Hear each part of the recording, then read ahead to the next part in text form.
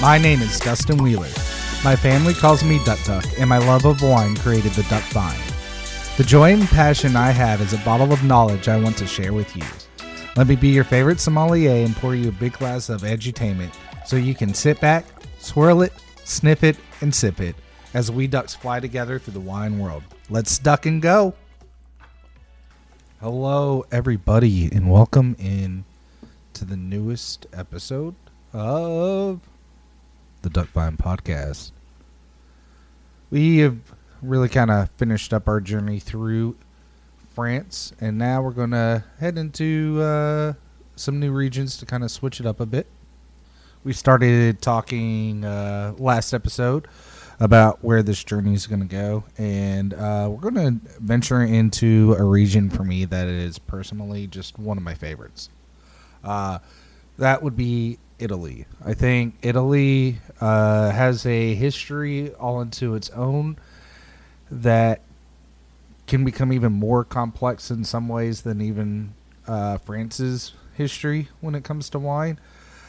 It has been so deeply rooted into what we do day in and day out as a consumer or an industry professional. Anything that involves wine really has a huge influence from Italy. As we go back, way back, and I mean, we all have heard the trope or the idea of how much Romans loved their wine. And, you know, when we think Romans too, when we get that far back, we think the Greeks. And a lot of those connections built wine as we know it today.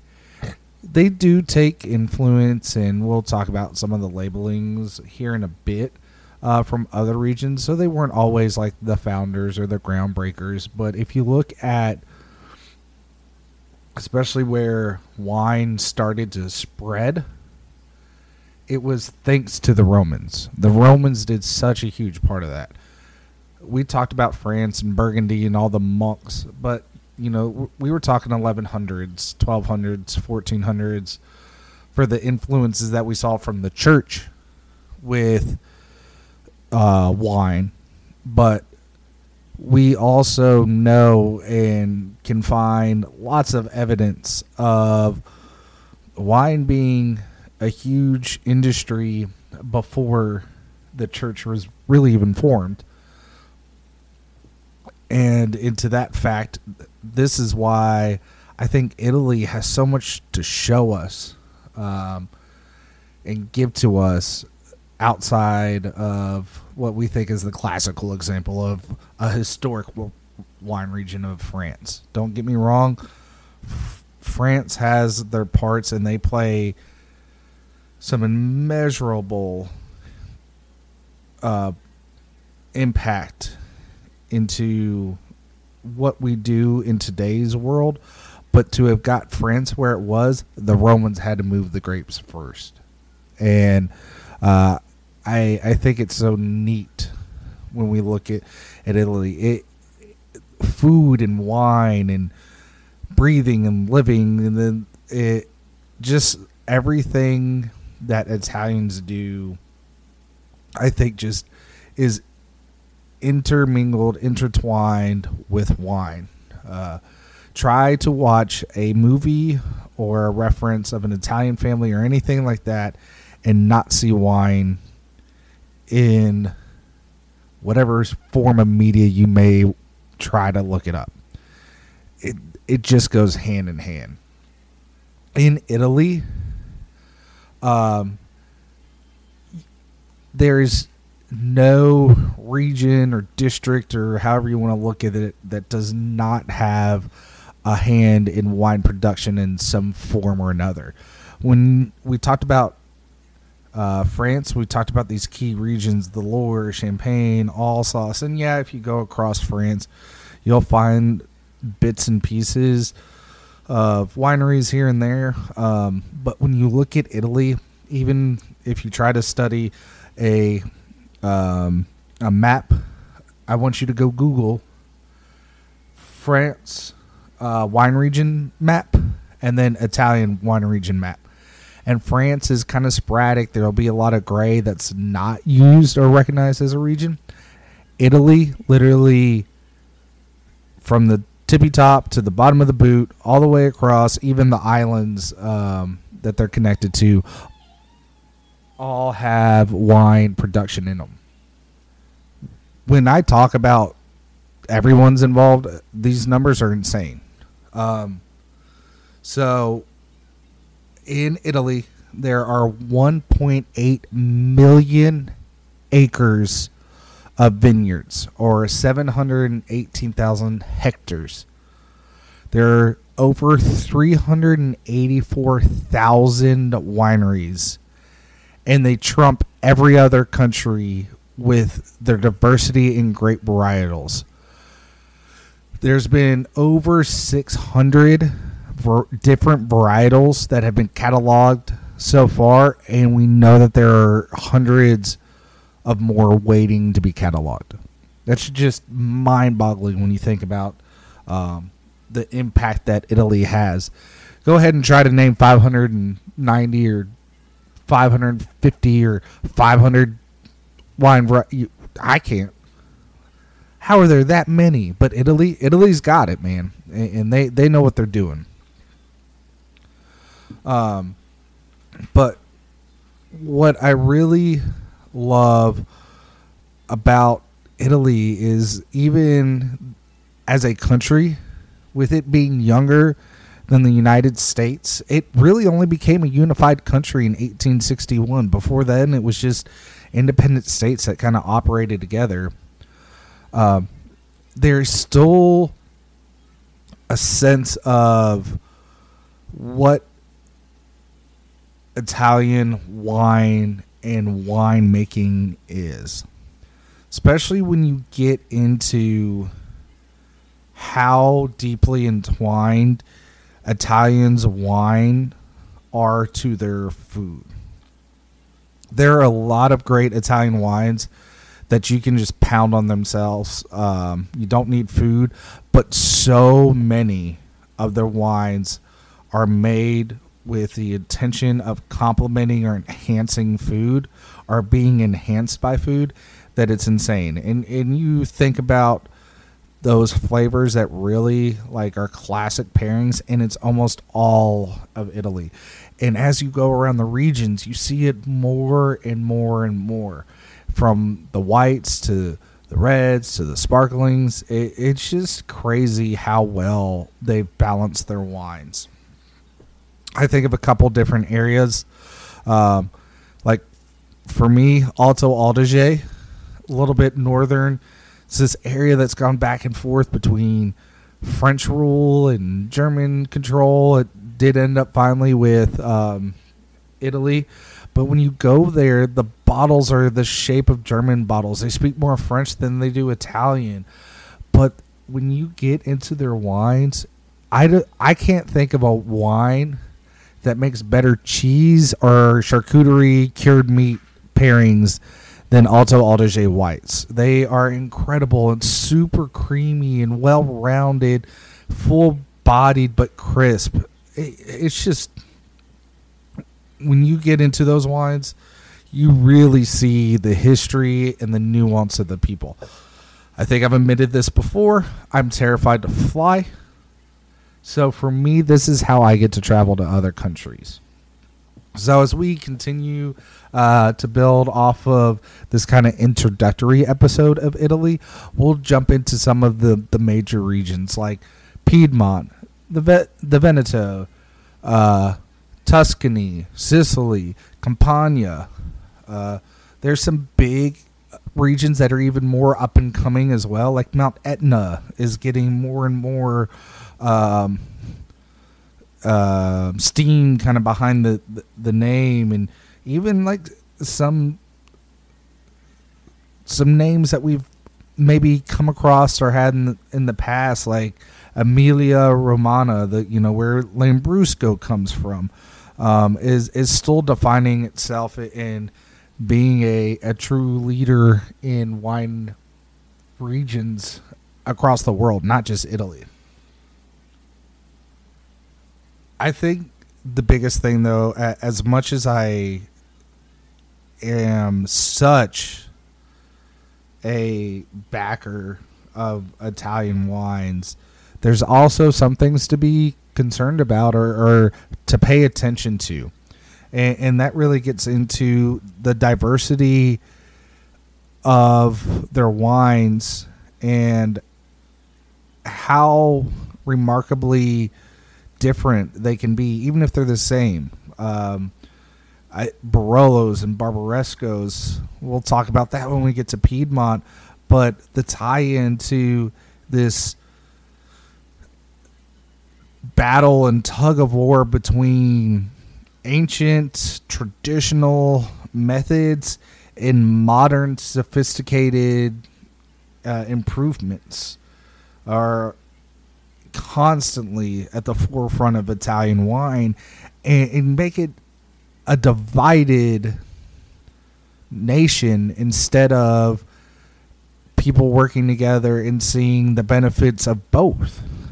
So you can get some really unique wines here, but even when you get into those regions, you may go, oh, here's a Chianti Classico, and you fall in love with this one Chianti out of an estate, and maybe you even look up where they're from, and oh, here's another one. It's the same region or same city. They must be very similar, but even being a mile apart, taste remarkably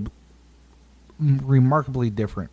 Just insane ups and downs when you talk about where Italian wines can land in flavor profiles, but it also is part of the country's history. All these little tiny mesoclimates that are spread all around, including even events happening throughout history that we may not even consider modern history, that are ancient history. And, you know, we talked about Chablis when we were in Burgundy being an ancient seabed. There's an almost exact replica of that scenario happening at Lake Garda, which is Italy's largest lake, was once an ocean. It was a seabed. Until the mountains of the Veneto started to rise up. When that happened, the sea receded and left behind a soil that is rich with fossilized sea life, that when you have these wines, have this saline, salty quality to them that pairs fantastically with seafood. But then you look around and the only thing there is a lake. It's in the Veneto, kind of right in the middle of the country, up where the tea kind of forms for Italy. So it's really unique. The breakdown of topography here, you get a huge chunk of mountains, but then they also say you have an equally huge chunk of hills too. So within that, you're not even getting consistency in mountainsides or plateaus or anything like that. It can range and go back and forth all over the place. So as we've learned throughout the establishment of the Duck Vine podcast, things like that, not only are they very important to winemakers, but can also have a huge impact in the flavors of your wine. You know, Burgundy, the Côte d'Or, this huge hill slope that runs through the whole region. There's not those distinct big ranges like that through Italy. It's a bunch of drastic changes that happen all over the place that create little pockets here and there of really unique wines, really unique terroir that leads us into, again, this drastic change from mile to mile, which is exciting for us as wine guys and gals to have a region that you can fall in love with, but still have so much diversity into it that as you continue to learn more and more, it just opens up more and more wine opportunities to be exposed to even more new and unique flavors than you thought were possible. So let's talk about, now that we've discussed general landscape of what Italy has to offer, how do we know what we're buying before we get into these regions? What are we looking for when we just go into a wine store or into a market to buy an Italian wine? Well, this is not a clear cut and dry answer. I started talking earlier about all these different varietals. And I mentioned that while Italy has a huge history, may not have been the front runner in a lot of modern winemaking ways, and labeling their wines is a huge part of that.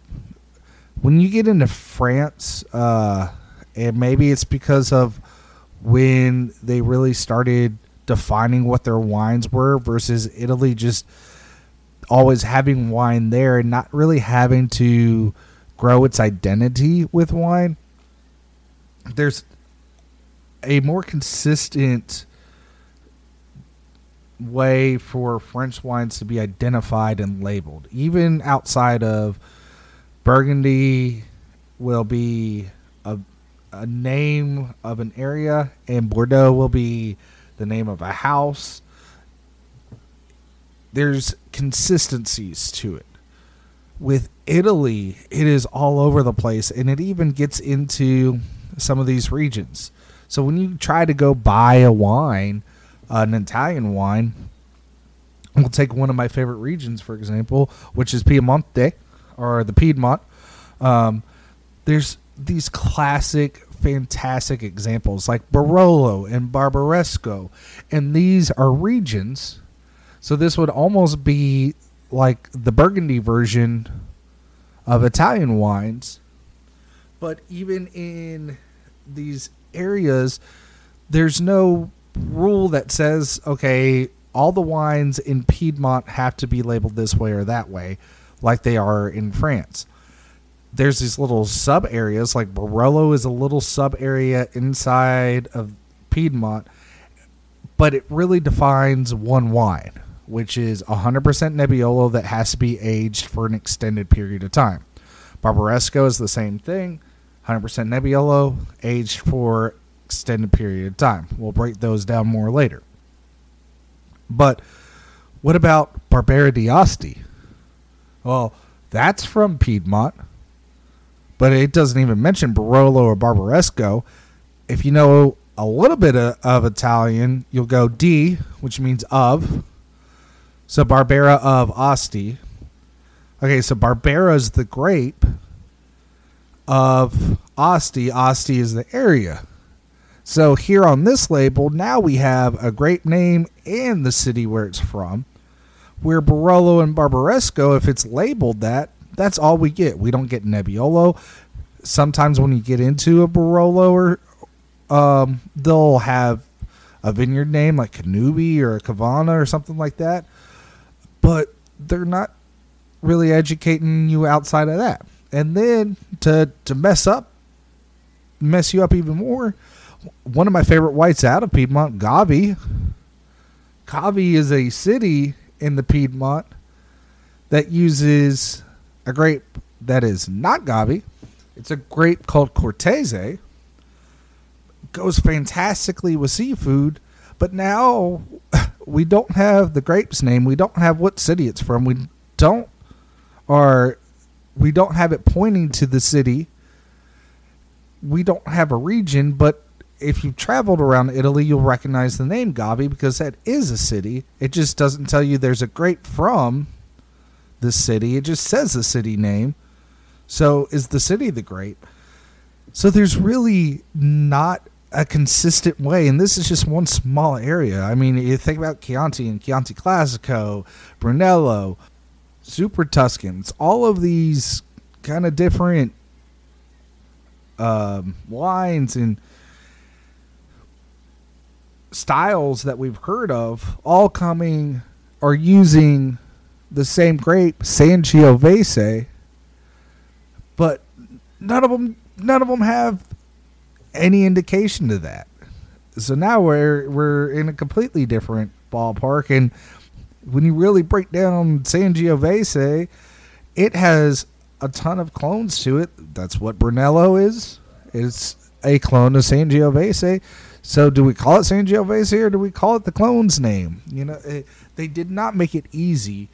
But as you start to learn these regions in these areas, you can connect with them because the wines really are very distinct in into the history, into the city, into the region, and you'll start to learn like, okay, this is what I can come to expect with it. And I have my sommelier breakdowns of if I was to explain something. So a way I go about it is Sangiovese is like a Italian Pinot Noir. They are not the same grape, but think medium light bodies with fruity characteristics that pairs well with a lot of foods.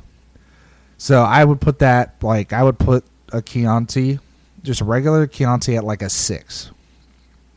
And if you want that amped up just a little bit, we'll go Chianti Classico, because when it go into a Classico, we know that that's been aged or had some stricter requirements, maybe a bigger percentage of Sangiovese. So we'll say, that's an 8.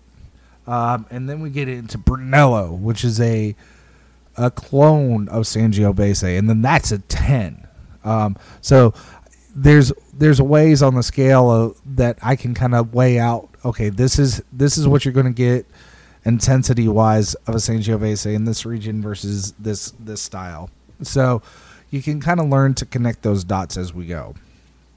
Now I've named all these kind of little areas and regions, but don't think that Italy is just all these small little productions and wineries.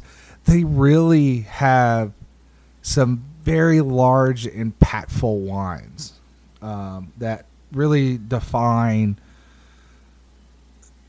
not only Italian wines, but Italian fine wines.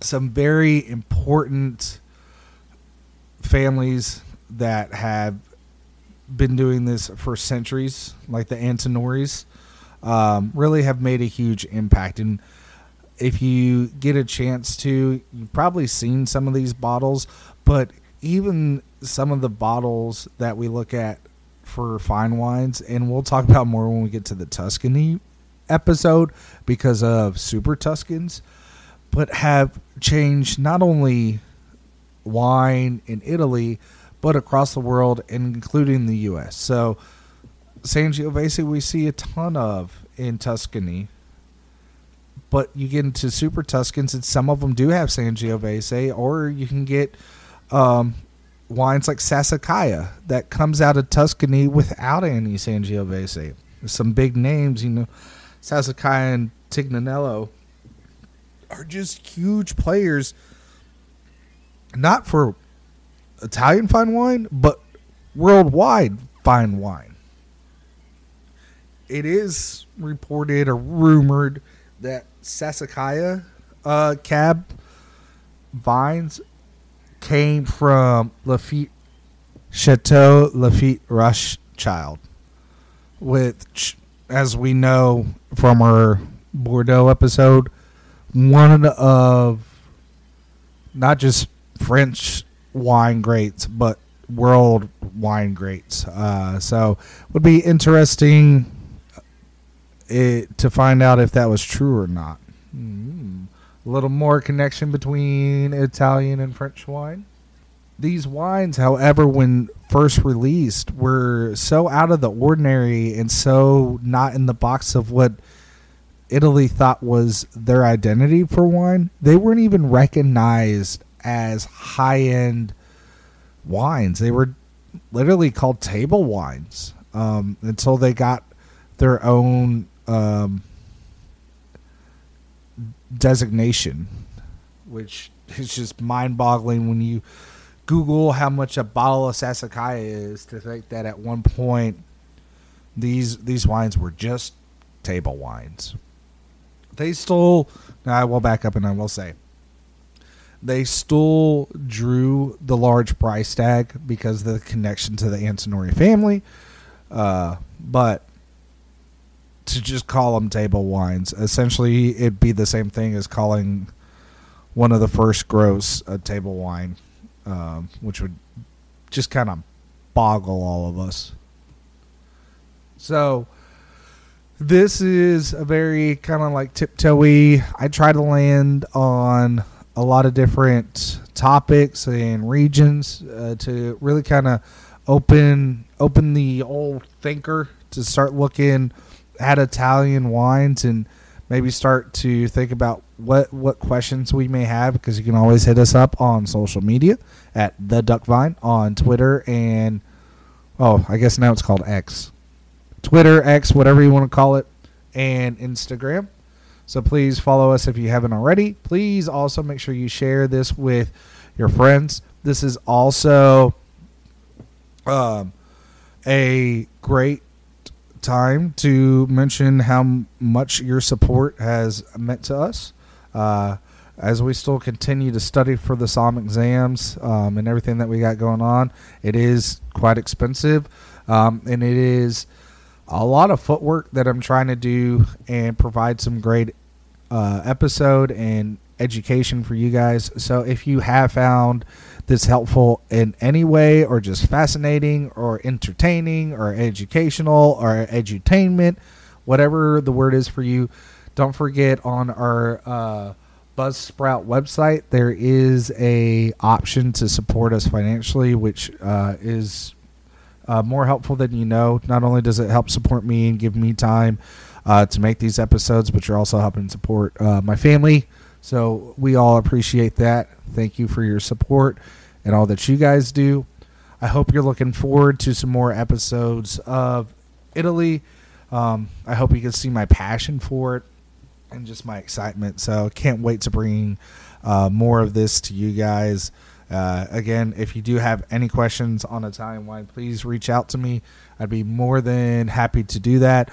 I'm also starting to build a website, so be on the lookout in the future to come, where we'll also have classes and online tastings, or you can book me to come to your home and do a dinner and wine pairing, or a wine class on French or Italian wines or American wines, whatever it may be.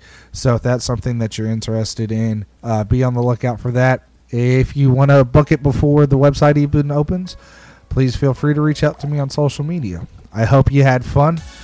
Maybe you learned something, but at the end of the day, we got to drink some wine. I hope you have a great day. We'll see you soon. And until next time, have a great night.